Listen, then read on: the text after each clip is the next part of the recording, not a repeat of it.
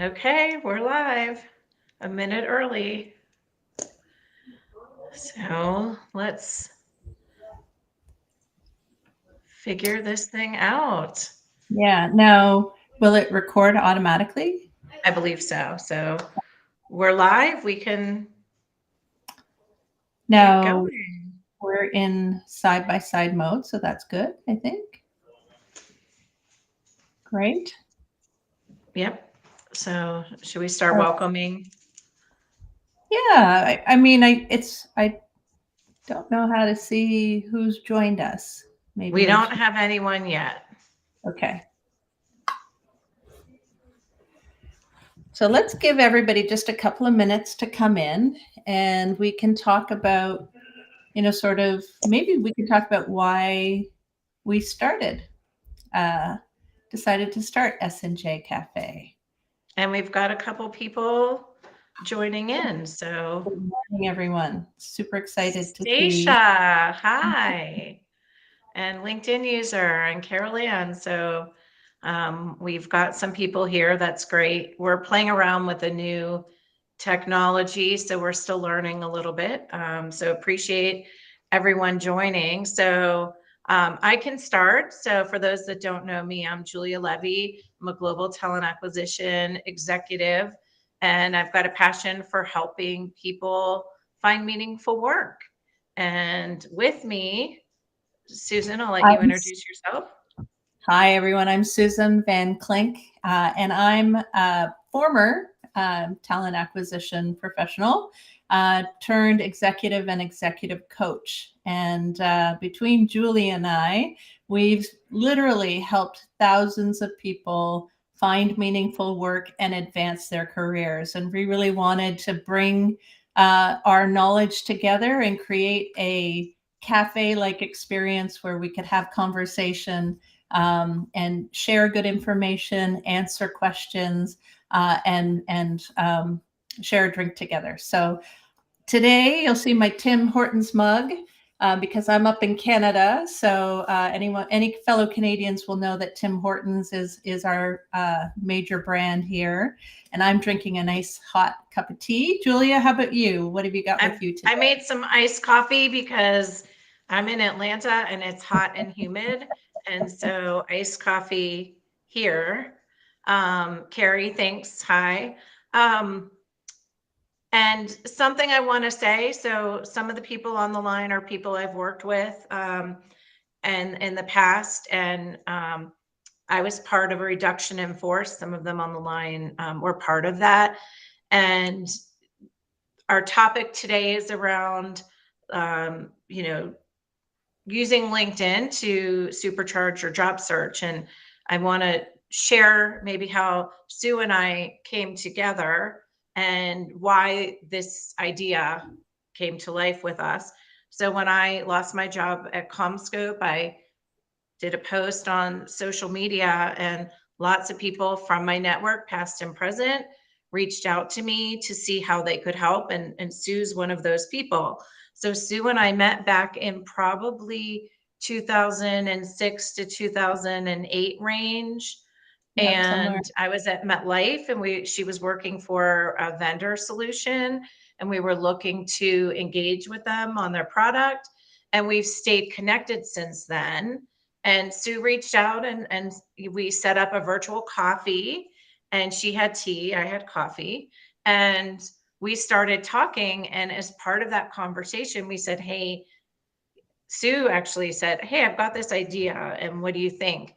And in the beginning of COVID, Kristen Sweet, who I work with at CommScope, and I did these free recruiter question and answer webinars on job search strategies to help people. And this is very similar.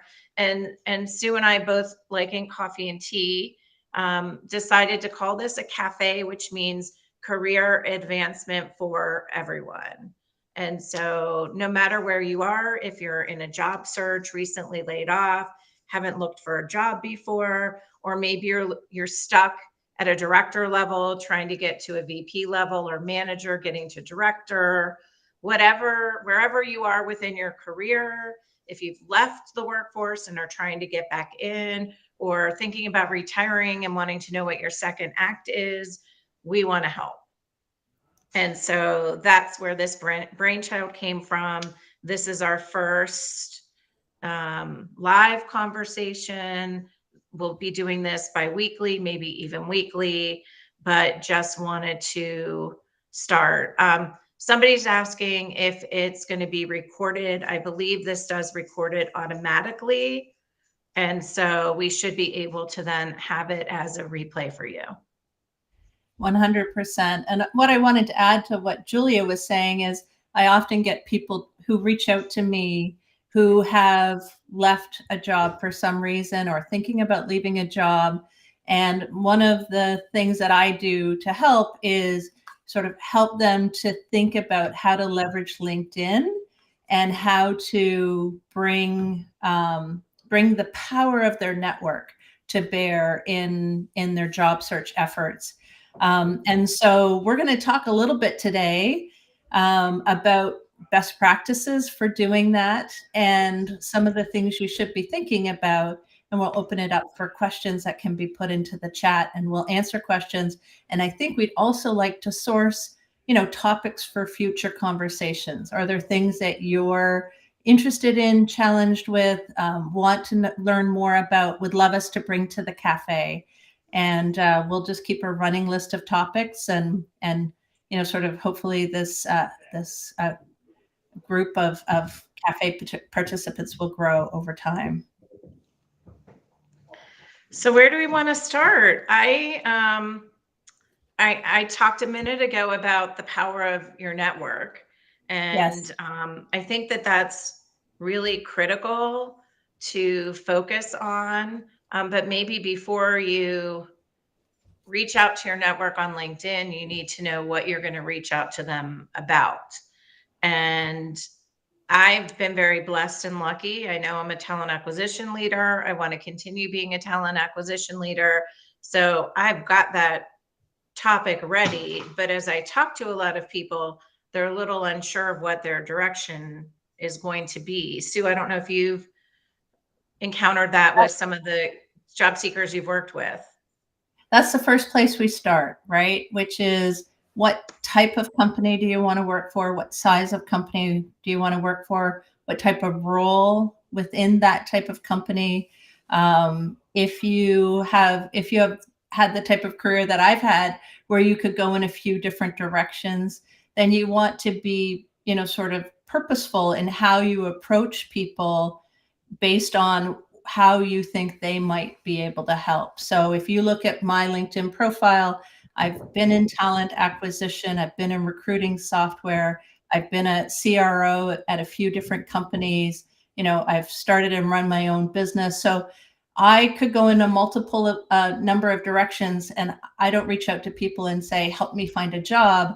I reach out to people to say, do you know of anyone who's looking for a CRO for high-tech software in the Series B space?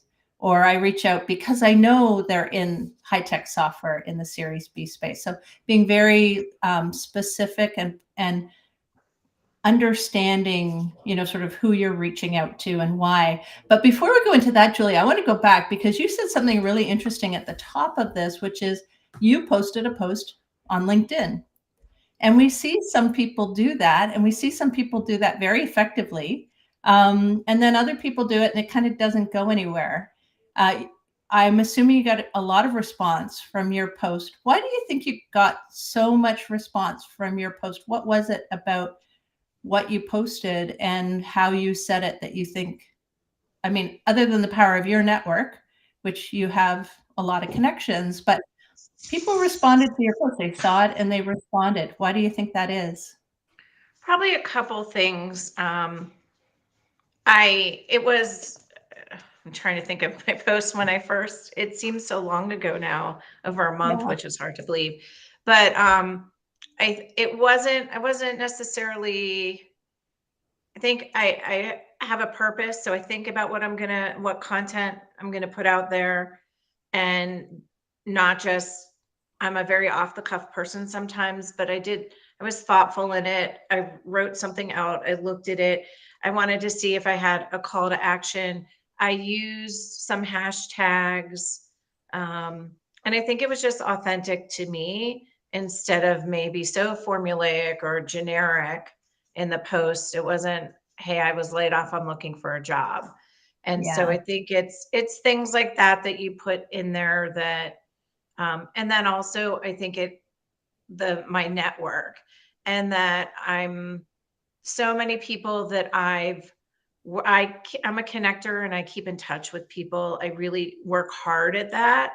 And because of that, I'm engaging with people regularly and I've helped people when they've needed help with their LinkedIn profile or their resume. So there was a lot of you helped me in your career, in my career search. How can I help you? How can I return the favor? And so I think there was a little bit of that as well in it. I think that one word that you mentioned, though, authenticity, is so important. When I think about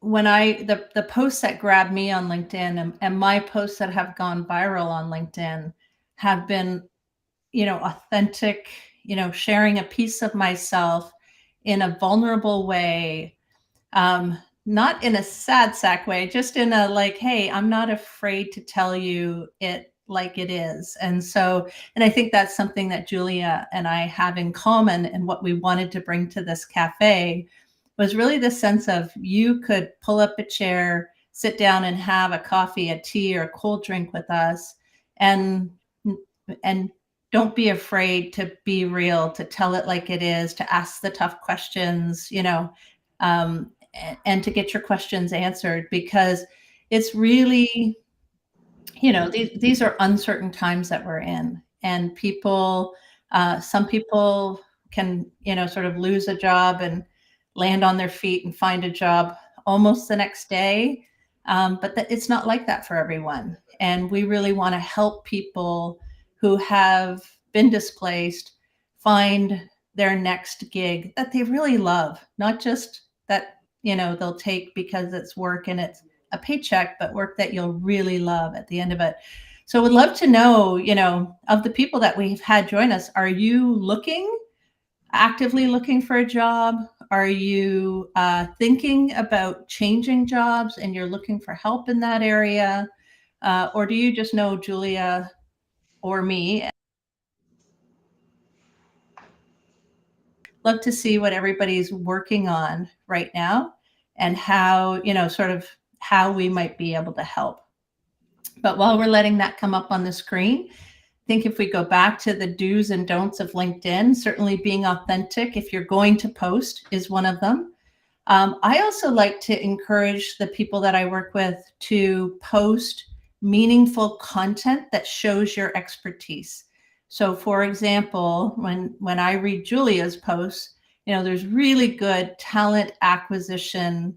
There's really good talent acquisition content in there about how to be a great talent acquisition leader, how to get the most out of talent acquisition, and things like this around what it's like to be a job seeker and especially a job seeker in this market. So we're seeing some responses coming into the chat, and certainly there are people who are actively looking for a new opportunity. Certainly people that know Julia and are here to say hi, which is great. Great to see you. And so, we'll keep on the how do you leverage LinkedIn to find your next great job.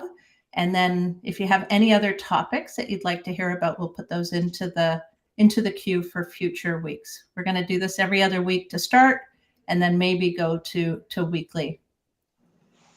So one of the things I was talking with Sue about this in our pre-call, and some of my talent acquisition friends that are on the line and HR friends probably feel this maybe more so than people in other industries and job functions. But I was telling Sue that in the last like week and a half, I've gotten probably 8 or 10 messages from job seekers that are, can you help me find a job? I was laid off. Can you help me find a job? Here's my resume. And I don't know, if you're a job seeker and you're on this webinar or listen to it later, do not do that. Please do not do that. because all I want to do is go delete, because you know, as a job seeker and as a professional, what types of jobs or what types of companies that you'd be qualified for or interested in. And just not every recruiter, and maybe we'll do a session on this soon, the differences of the types of recruiters. Yeah. But not every recruiter works for an agency and is looking for lots of job seekers to them, present them to their variety of clients. And if you work on the corporate side, you're trying to fill jobs for that company, and your company might have 500 open jobs. So while you want to help every job seeker, it's not helpful when someone just sends you their resume and says, find me a job. 100%. And I think what I counsel people to do is to be very specific.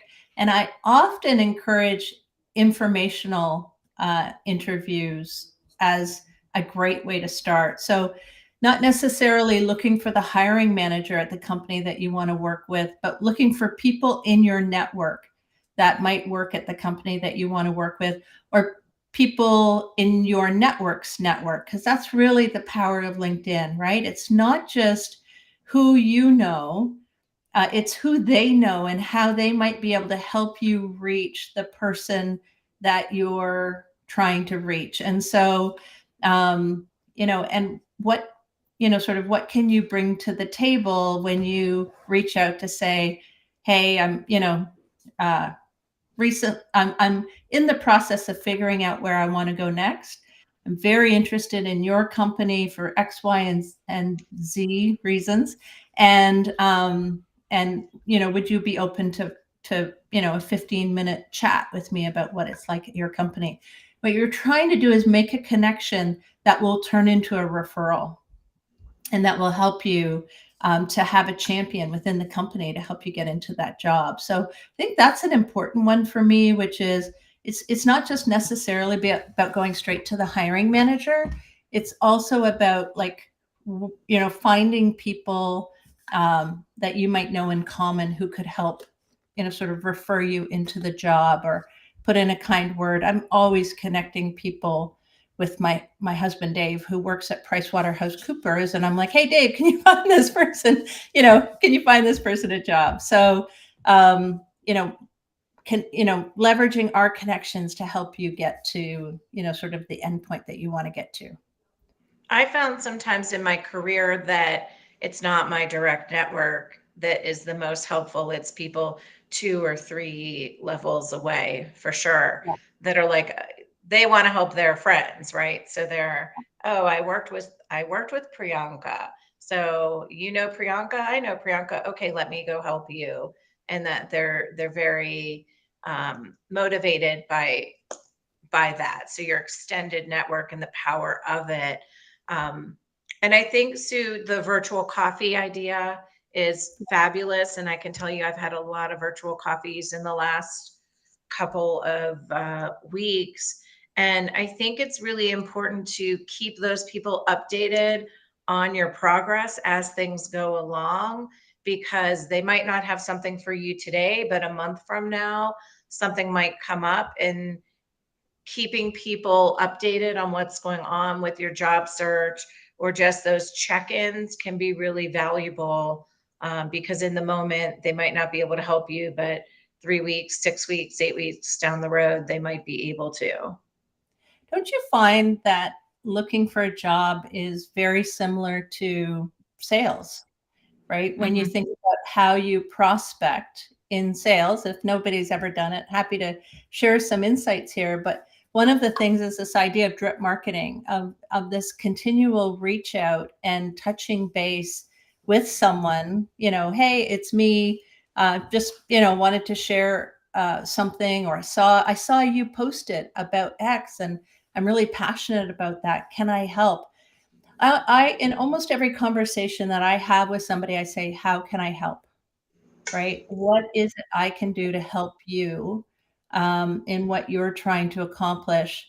Not because I want them to reciprocate and do something for me, but I just find that you create a better connection if you are willing to offer help and assistance to somebody else, rather than just be looking to them to, sort of help and assist you. So I do that a lot, which is, I can't think of a conversation that I've ended without at least saying, is there anything I can do? How can I help? What can I help you with?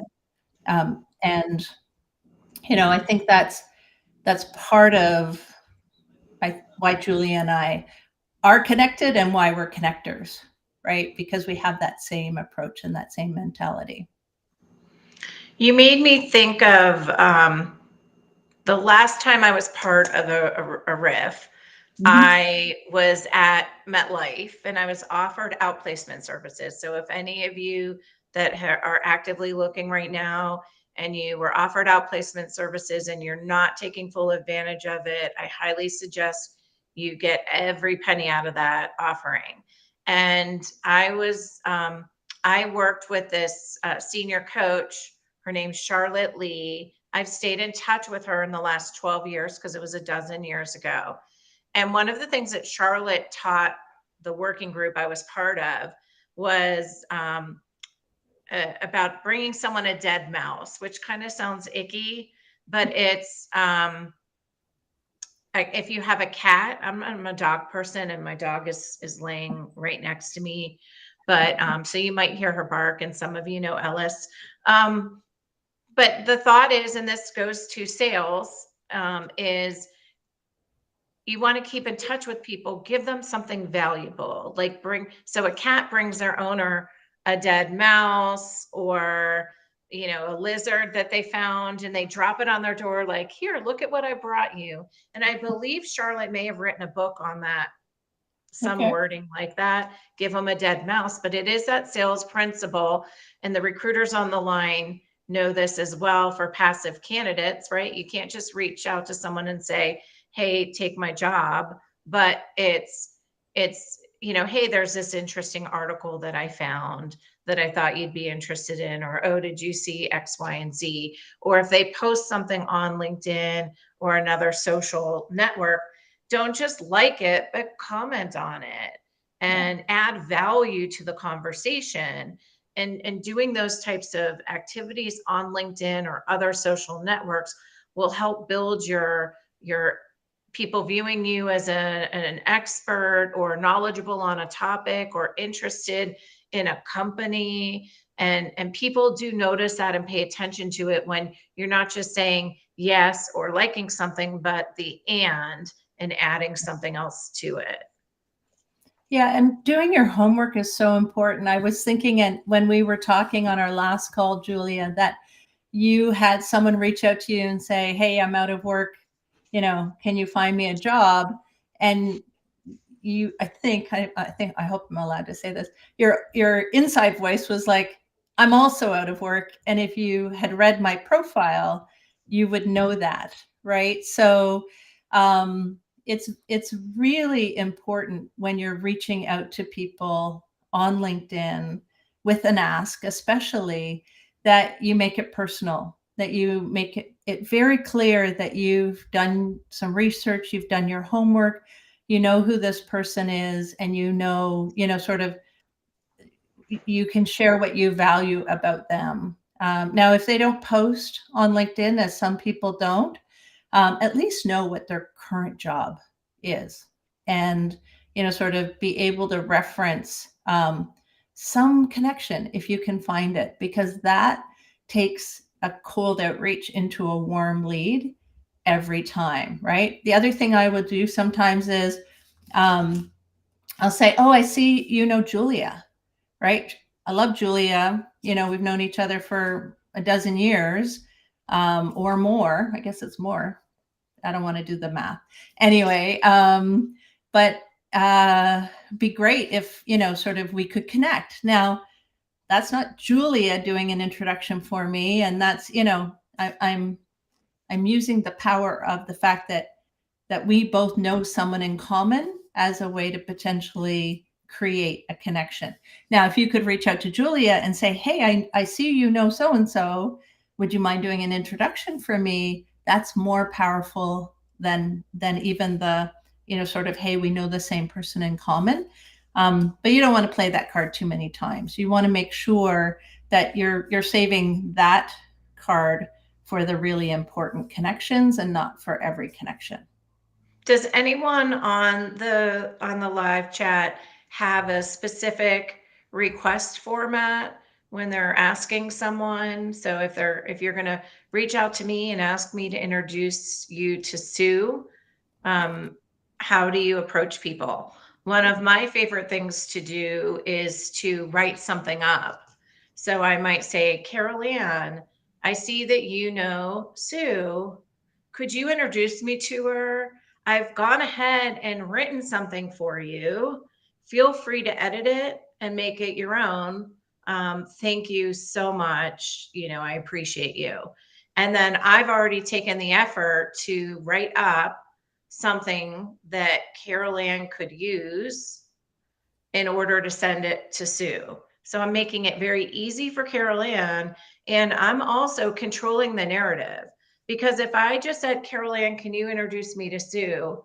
Carol Ann might just say, oh, I worked with Julia when I was at CommScope. Sue, could you talk to her? Right. That's not a powerful request. But if I write something up to Carol Ann that said, for Carol Ann to use, that says, I worked with Julia at CommScope. She was a great talent acquisition leader, helping the company grow, increase hiring by 30% during the great resignation period. She's looking for a job right now and wanted to have a virtual coffee with you. I'm hoping you'll, meet with her. And then Carol Ann might edit it a little bit and then send it to Sue. That's a lot more powerful. And so I think that's probably one of my most important tactics when I'm on and using LinkedIn and asking my network to help extend my network into theirs. 100%, Julia. And the corollary to that for me is sometimes I get people who will ask if I will do an endorsement or make a recommendation on their profile on LinkedIn. And I'm happy to do that. But what I always say is, why don't you write up what you would like me to say, and I'll make some adjustments to it. But then I'm making an endorsement or a recommendation based on what you think will help you the most versus, sort of me. First off, to be totally honest, I don't want to write a recommendation from scratch. I would like to edit, sort of generally something and make it my own. But that's another powerful way to use your profile. Ask for recommendations, ask for endorsements, right? And, sort of that is a signal to the LinkedIn community that quite frankly, that you're looking. Whenever I see a flurry of endorsements showing up on somebody's profile, my little spidey sense goes up that they're probably either getting ready to go looking in the market or they're on the market. They just haven't updated their LinkedIn profile to show it yet.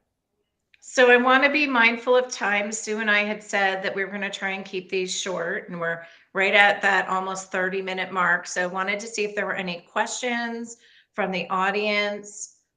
You can put them here and we'll answer one or two now, and then we can either use other questions that come up for future broadcasts, or we can use them for, answer them in little shorts or put some Q&A stuff out there. And we're going to build out a website and content and things like that over time. Yeah, and our goal here is to answer questions, provide good information, give you a place to feel like you've got community and support, and that, whether you're trying to advance your career or whether you're looking for your next great gig, that that you're not alone and that there are other people who are also in, sort of doing the same thing, and that this is a safe space to talk about it. All right. Well, Julia, I'm excited for this adventure that we're heading out on. And, sort of, I agree with you. We're going to grow the format over time, and we're going to learn through trial and error. And we also are two virtual workers who one has a dog and now one has a baby. So who knows what the next few weeks or months are going to look like, but we're going to just get together and make it happen. And if you see a dog pop up on the screen or a baby pop up on the screen, well, that's That's life, and life, right? that's how we roll. Well, cheers. And thank you all for joining. And please give us feedback. We want to improve this as time goes on. And if you have ideas for topics, please share them. Please spread the word. We want more. We certainly want to create a very rich, vibrant community of people who can help each other in this world that we're living in currently. So thank you all. Thank you, Julia. Bye, everyone. Thank We'll you. talk again in a couple of weeks. Yep. Bye-bye.